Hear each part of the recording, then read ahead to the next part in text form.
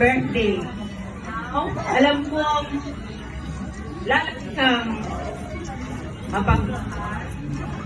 mabait at masunod na bata dahil ikaw ay napalibutan ng taong may takot sa Diyos.